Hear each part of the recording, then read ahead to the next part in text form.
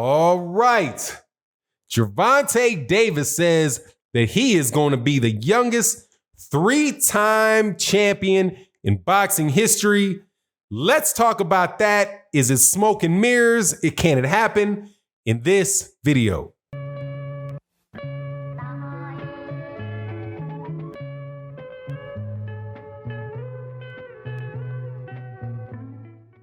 All right, welcome back to the channel, subscribers. If you are not subscribed, please subscribe and hit the bell icon so you can be notified of when we release more videos. Also, I want to say special thank you to my two chief communities on this channel, the live stream community and the Patreon community. Thank you guys so much for your support.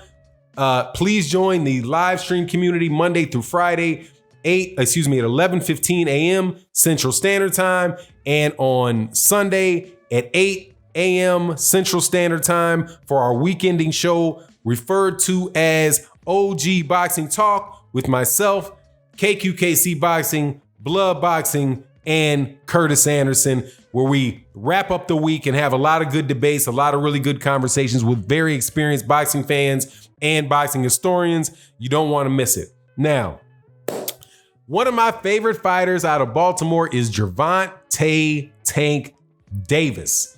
And he's become more and more so one of my favorite fighters because out of the ring, he's been acting right. He's not, I don't know, actually, let me put it this way. I don't know how he's been acting, but I haven't heard of anything that would make me wonder whether or not this kid is really going to make his potential or not. It seems like his head is really on straight right about now. The last couple fights that he hasn't missed weight. He made weight easy. And now he's announced not too long ago that he was going to be vacating his WBA 130-pound title to move up to 135 pounds. On Twitter, I saw this yesterday. Gervonta Davis said, and he's being very cryptic in his Twitters. He's still tweeting, but he's not really laying into people, doing too much on Twitter, just being real, underspoken on or underwritten, I guess. I'm not sure which one you should say for Twitter, but being very understated on his Twitter account. And he says, youngest three-time champion. There's a bunch of people in the comment section, of course, who got something to say about him and all this and all that. But I want to talk about that because I think that that's very possible. The question that I have, though, is how is he going to go about doing it? And the way that I see it, there's two ways. He can do it the real way or he can do it the smoke and mirrors way. The real way or the smoke and mirrors way. I'm hoping it's the real way. I hope it's the straight truth way and not the smoke and mirror stuff. And let's talk about what those two things are. And the best way to explain it is give you a little background on Gervonta Davis. Gervonta Davis right now he's a two-time champion at 130 pounds. And if he won his original title was the IBF title, and he won that against Jose Pedraza by stopping Jose Pedraza, an existing champion. That's the real way. And to me, that is one of that fight that he put on against Jose Pedraza, to me, still tells me exactly why, makes me believe this dude is a real fighter, dude. And he's going to beat these people you think Gervonta Davis is going to lose to. I ain't convinced. You have to beat Gervonta Davis to convince me that you can beat him. Until I see it, I believe, like I said, I believe it when I see it. With Gervonta Davis, based off the Jose Pedraza performance. Jose Pedraza is a damn good fighter, moved up to 135 pounds and beat pretty much convincingly beat Ray Beltran for that belt. And he had put on a really good fight against Lomachenko. Lomachenko didn't do Jose Pedraza like Tank did him. That's a legit win. Now, what happened after that is Gervonta Davis lost the belt on the scale. And so he loses the belt on the scale. He wins the fight that he lost, where he lost his belt. I think that was Francisco Fonseca on the undercard of the Floyd Mayweather Jr. versus Conor McGregor fight, where he was the co-main, really big stage, couldn't make weight. The fight before that, when he fought Liam Walsh, I believe, was the guy he fought before that, between Pedraza and Fonseca, he almost missed weight. He had to get on the scale like 2 times for that. After he beat then the next belt that he won was the WBA super belt.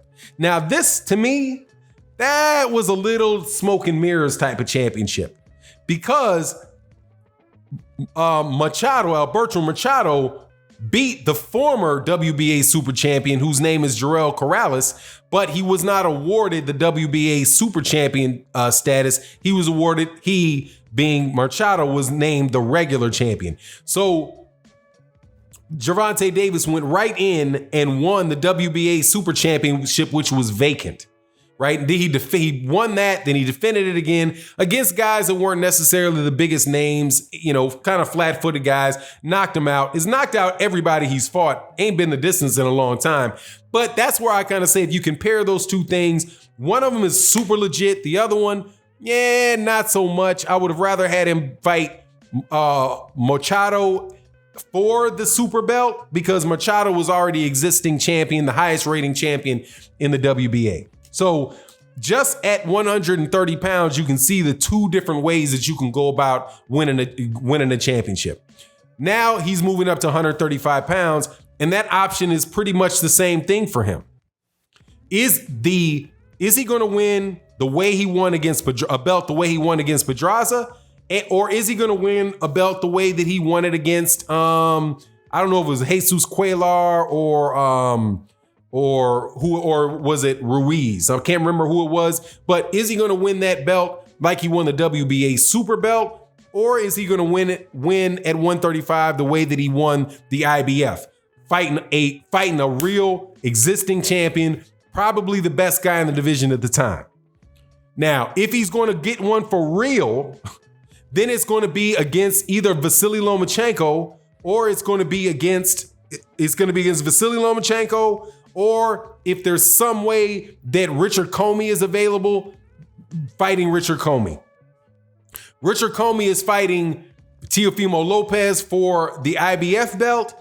I favored, if it wasn't a top ranked fight, I would favor Richard Commey over Teofimo Lopez. But since it is a top ranked fight, I'm favoring Teofimo Lopez, because you got to put, in my opinion, you got to put the politics of boxing into how you think the outcome of the fight's going to be. But 135 pounds is pretty rich. I mean, it's pretty much sewed up with top-ranked fighters. So how is Gervonta Davis, going to get a belt? The right way, he's got to fight either Vasily Lomachenko, or he's got to fight Teofimo Lopez, or he's got to fight Richard Commey if Richard Commey beats Teofimo Lopez. The other way is the type of way. There are a bunch of different belts with the WBA. Will he go up and become the WBA regular champion? Fight somebody for the WBA regular champion? Be named a champion? So therefore he becomes the youngest fighter in to get three belts. I would have to actually verify whether that's true or not. It sounds right, because Gervonta Davis is pretty young. But is it going to be one of those type of belts? I'm sure it's not going to be the IBO belt. They're not that crazy. I would suspect that it would be the WBA. There would be the WBA regular title that he would be fighting for. So I support Gervonta Davis in moving up to 135 pounds. I do believe that's his weight class, because now, he won't have to drain down his weight like he was at 130, even though in the last fight at 130, man, he made that weight look like he made it pretty comfortably. He didn't have to take his he didn't have to get naked behind the towel. He didn't have to, take him 15 minutes to come back. I think it showed real discipline on his part to make the weight at 130 pounds last time. That extra 5 pounds, I think will benefit him. But I'm hoping that he'll be able to get a title, or he'll fight for a title at 135 the correct way, right? The way that he won it against Jose Pedraza. At the very least, though, he could wind up being in a situation where he fights Devin Haney, because Devin Haney's actually not going to be there very long. Devin Haney, if he doesn't get the Lomachenko fight, Devin Haney might move up to 140 pounds, because I think Devin Haney's already kind of big for the 135 pound division.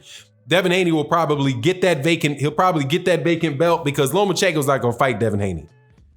And I wouldn't be surprised if the WBC elevated Vasyl